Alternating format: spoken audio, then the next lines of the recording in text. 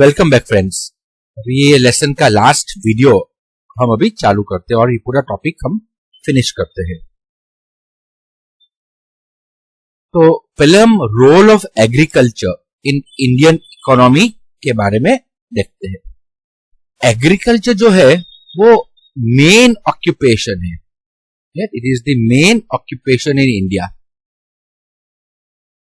Independence के time तो India का लगभग 80% लोग खेती पे डिपेंडेंट है, 80%।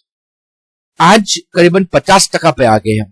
तो एग्रीकल्चर पे जो डिपेंडेंसी था, प्रेशर था, वो पहले के मुकाबले काफी कम हो चुका है। फिर भी बहुत बड़ा उसका रोल है, बिकॉज वो आधा पॉपुलेशन, इंडिया का 50% पॉपुलेशन को वो रोजगारी देता है, एम्प्लॉयमेंट देता है। 50% of Indian population means around 65 crore लोग खेती पे डिपेंडेंट है। नाउ सी ये डाटा व्हेन वी से इंडिपेंडेंस के वक्त 80% लोग खेती करते थे, लेकिन इंडिपेंडेंस के वक्त इंडिया का पॉपुलेशन भी सिर्फ 36 करोड़ था। तो 36 करोड़ का 80% ले तो 30 करोड़ होगा। तो इंडिपेंडेंस के वक्त इंडिया में 30 करोड़ लोग खेती करते थे। 2010 में या 2020 के आसपास आज 50% लोग खेती कर रहे, तो अभी 65 करोड़ लोग खेती कर रहे, बहुत ज्यादा है। तो फिर भी इतने सारे लोग काम करने के बाद भी हमारा टोटल इंडिया का जीडीपी है, ग्रॉस डोमेस्टिक प्रोडक्ट, इसको डोमेस्टिक नहीं लेते और यहाँ पे प्रोडक्शन नहीं लेते, डोमेस्टिक प्रोडक्ट जीडीपी, यानी इंडिया का जो नेशनल इनकम है उसमें एग्रीकल्चर का योगदान सिर्फ एंड सिर्फ 17% है। यानी इंडिया का आधे पॉपुलेशन काम कर रहा है और सिर्फ 17% इनकम कमा रहा है। At the same time paddy यानी rice, wheat, oil seeds, cotton, jute, sugarcane, tobacco, potatoes, वो इंडिया के मेजर एग्रीकल्चर प्रोडक्ट्स है, जिसमें से हम काफी फॉरेन एक्सचेंज कमाते हैं उनको एक्सपोर्ट करके।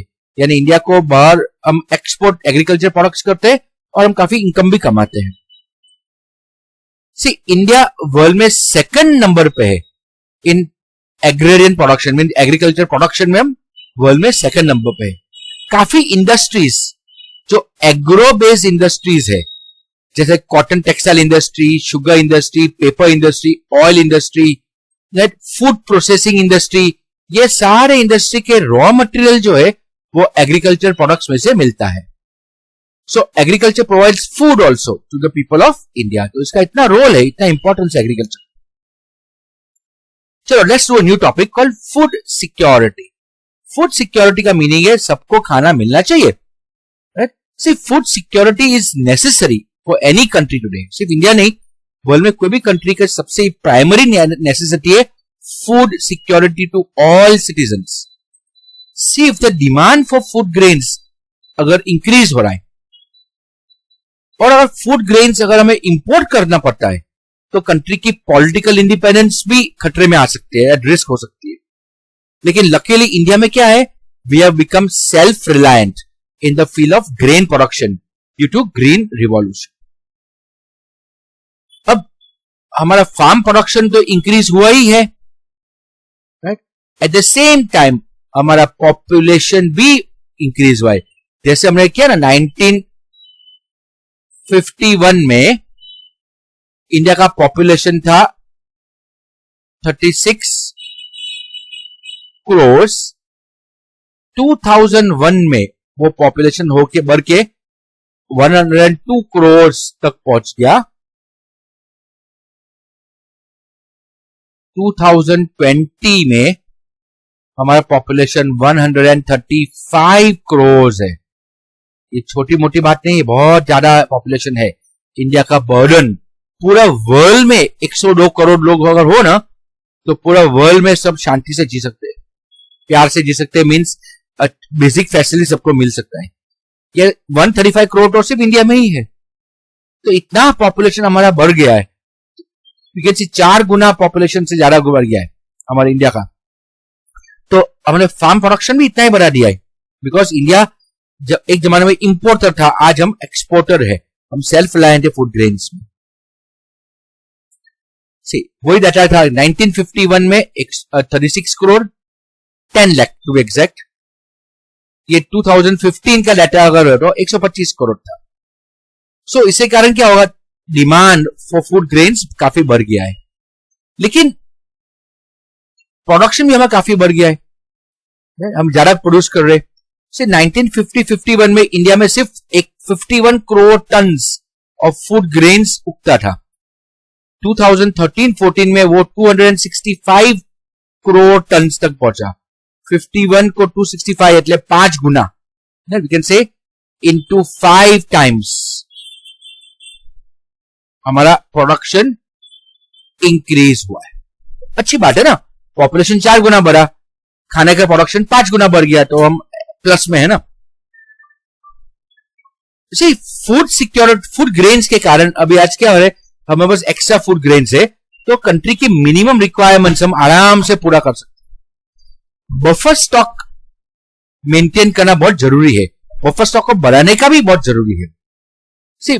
बफर स्टॉक अगर होगा, एक्स्ट्रा स्टॉक अगर होगा, तो scarcity of grains can be prevented during droughts, और जब प्रोडक्शन इनएडिक्वेट हो तभी हम ये बफर स्टॉक से हम गुजारा कर सकेंगे। At the same time food grains का wastage can be prevented by implementing techniques to preserve the grains in warehouses. India में काफी गोडाउनों में ग्रेन बिगड़ जाता है, तो वो न बिगड़े ऐसे टेक्निक यूज करेंगे तो वेस्टेज कम हो जाएगा, तो हमारे पास नेक्स्ट ईयर के लिए क्रॉप काफी बच के रखेगा, ग्रेन्स बचे रहेंगे। और बफर स्टॉक के कारण हजारों लोगों का भूख मिट सकता है, उनको फ्री ऑफ चार्ज खाना मिल सकता है। गवर्नमेंट अलग अलग स्कीमों में अनाज देती है, फूड फॉर वर्क प्रोग्राम्स चलाती है, पॉवर्टी को कम करने के लिए, पॉवर्टी को कंट्रोल करने के लिए। इसलिए वेस्टेज को कम करना हमारा आज का जमाने का जरूरत है। इनफैक्ट हम सबको भी ये काम पे रखना चाहिए कि कभी खाने को बिगाड़ो मत, ज्यादा मत बनाओ, ज्यादा बन गया तो नेक्स्ट डे खाओ, तो वेस्टेज मत करो। सिर्फ फूड का स्टॉक हमें बढ़ाने का है, उसको कंजर्व करने का तरीका हमें बढ़ाने का है। एक अच्छी शुरुआत है गवर्नमेंट की, government has made provision to supply food grains up to poor people to the food security act. Government की एक्ट है फूड सिक्योरिटी एक्ट, इसमें government will give food for work. Government के लिए काम करो, बिल्डिंग बनाओ, infrastructure बनाओ, आपको बदले में आपको गवर्नमेंट अनाज दे देगा, खाना देगा, तो गरीब से गरीब आदमी का भी भूखे रहने का प्रॉब्लम सॉल्व हो जाएगा। Okay, now let's do a new topic, last topic, what is the impact, असर क्या है ग्लोबलाइजेशन का इंडियन एग्रीकल्चर पे। ग्लोबलाइजेशन मींस इंडियन इकोनॉमी को वर्ल्ड इकोनॉमी के साथ जोड़ना। तो जी ग्लोबलाइजेशन का पॉलिसी जो है has been implemented with the purpose that Indian farmer can sell his farm products in the world market and earn profit.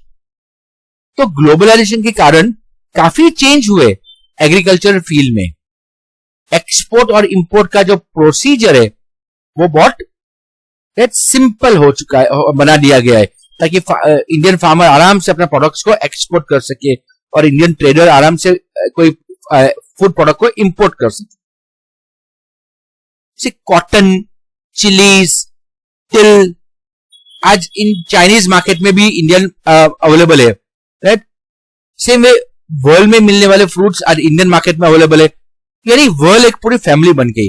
India में बनने वाला सामान आप अमेरिका में भी आप खरीद पाएंगे, अमेरिका में उगा हुआ या बना हुआ सामान आप इंडिया में खरीद पाएंगे। तो world is now a very small market. Same way जो जेनेटिकली मॉडिफाइड सीड्स है उसको बीटी सीड्स बोलते हैं, जो कॉस्टली है, आज इंडिया में वो अवेलेबल है और उसका प्राइस भी काफी कम हो चुका है, बिकॉज वो कई कंपनी इंडिया में मैन्युफैक्चर करती है। लेकिन बेसिकली फिर भी वो काफी तो कॉस्टली है वो चीज कंपेयर टू हमारा देसी जो सीड्स है, ये जीएम सीड्स है जो है बीटी सीड्स या हाइब्रिड सीड्स, थोड़ा कॉस्टली है। तो फार्मिंग आज महंगा हो गया है। आज फार्मिंग में आपको सीड्स चाहिए, फार्मिंग में आज इनपुट में आपको मार्केट से सीड्स खरीदना पड़ेगा, आपको फर्टिलाइजर खरीदना पड़ेगा, आपको पेस्टिसाइड खरीदना पड़ेगा, आपको इलेक्ट्रिसिटी चाहिएगा पानी को उठाने के लिए, आपको मशीन्स एम्प्लॉय करना पड़ेगा। तो यू सी पूरा ये कारण सर फार्मिंग कॉस्टली हो गया है। फार्मिंग इज नाउ कॉस्टली, इसको हम कमर्शियलाइजेशन बोलते हैं।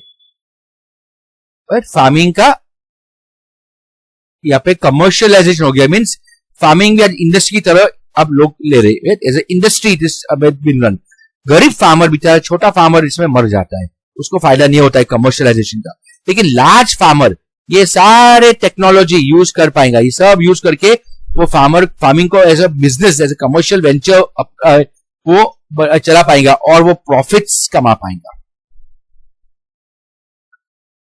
सेम वे पेटेंट का प्रॉब्लम भी आता है। आज वर्ल्ड मार्केट में कुछ प्रोडक्ट बेच रहे तो इट इज वेरी नेसेसरी कि हम पेटेंट का रजिस्ट्रेशन कर ले। जो इंडिया में बना कोई क्रॉप है, इंडिया में सीड तैयार किया गया है, तो वो सीड कोई और कॉपी न करे, इसलिए उसका पेटेंट लेना बहुत जरूरी है। तो it is necessary to register qualitative farm production as national patent in the world market. ये बहुत इंपॉर्टेंट है, वरना क्या होगा, बासमती चावल की बात आपने देखी। बासमती चावल जो है इंडिया में हजारों साल से इंडिया में लोग खाते ही है, लोग खाते हैं, इंडिया में मिलता ही है, लेकिन हमने पेटेंट नहीं लिया है। तो इसका पेटेंट है ना बासमती का, यूएसए की कंपनी के नाम पे, अमेरिका की कोई कंपनी के नाम पे बासमती का पेटेंट है। अभी ये कैसे मूर्खामी है ना कि इंडिया में ऑलरेडी जो राइस मिलता है, लेकिन यूएसए की कंपनी ने थोड़ा बहुत मॉडिफाई किया और अपने नाम पे पेटेंट ले लिया। इंडियन कंपनीज यहाँ पे पीछे पड़ गई इसमें। हम जागे कि नहीं, अभी जो भी हम नया कुछ बनाएंगे उसका पेटेंट ले लेंगे। So basically competition, global market में जो कंपटीशन है, उसमें टिकने के लिए इंडिया को भी नई टेक्नोलॉजी एडॉप्ट करनी पड़ेगी और क्वालिटी पे कंसेंट्रेट करना पड़ेगा। सी आज वर्ल्ड के में उगे सामान इंडिया में मिलेगा, तो इंडिया को अपने सामान बेचने के लिए भी अच्छी क्वालिटी का सामान होना चाहिए ना। अगर लेट्स से स्पेन से बहुत अच्छी क्वालिटी के टोमेटोज इंडिया में आ रहे सस्ते दाम में, मान लो, तो ऑब्वियसली इंडियन लोग यही खरीदेंगे, इंडियन लोग वही खरीदेंगे। तो इंडियन फार्मर जो टोमेटो उगाएगा उसका मार्केट नहीं मिलेगा, तो इंडियन फार्मर क्या करेगा, हमारा फार्मर भी अच्छे सीड्स में से अच्छे टोमेटोज उगाएगा और वो हमारे मार्केट में बेचेगा। तो उसको अपनी क्वालिटी को बढ़ाना पड़ेगा, टेक्नोलॉजी को एडॉप्ट करना पड़ेगा। सो काफी स्टेप्स लिए गए, series of plan steps will have to be taken actually to increase the economic prosperity and solidarity of people. तो पॉपुलेशन तो इंडिया का बढ़ता ही जा रहा है, हम तो 135 पे है अभी, अगले साल 140, कुछ सालों में 150, हमारा पॉपुलेशन तो कंट्रोल के बाहर ही जा रहा है। सो बेसिकली हमें फ्यूचर में हमें एग्रीकल्चर प्रोडक्ट्स का डिमांड जो होगा वो बढ़ता ही जाएगा और हमारी इकोनॉमी का प्रोग्रेस जो आगे बढ़ना है, मार्च करना है हमें, तो उसके कारण हमें वापस एक ग्रीन रिवॉल्यूशन करना ही पड़ेगा। आगे भी हमने लिखा था ना, सेकंड ग्रीन रिवॉल्यूशन की जरूरत इंडिया में पड़ने वाली है एग्रीकल्चर प्रोडक्शन को बढ़ाने के लिए। So this completes the entire lesson of agriculture. काफी लंबा लेसन था, हमें 6 वीडियो बनाने पड़े इसके लिए, लेकिन आई होप आपको ये पूरा डिटेल में समझ आया होगा। और ये काफी इंपॉर्टेंट लेसन भी है एग्जाम पॉइंट ऑफ व्यू से। आपको कोई भी प्रोडक्ट, कोई भी एग्रीकल्चर प्रोड्यूस का शॉर्ट नोट आएगा 2 मार्क में, और ये technological reforms, institutional reforms, green revolution, role of agriculture in Indian economy, food security, ऐसे जो क्वेश्चन है वो 3 मार्क या 5 मार्क में अक्सर आ सकते हैं। नॉर्मली 3 मार्क में ये पूछते हैं, तो आप जरूर ये बड़े बड़े आंसर्स आप ये लेसन के काफी जरूर कर दीजिएगा। Okay, so hope you like the lesson. Bye.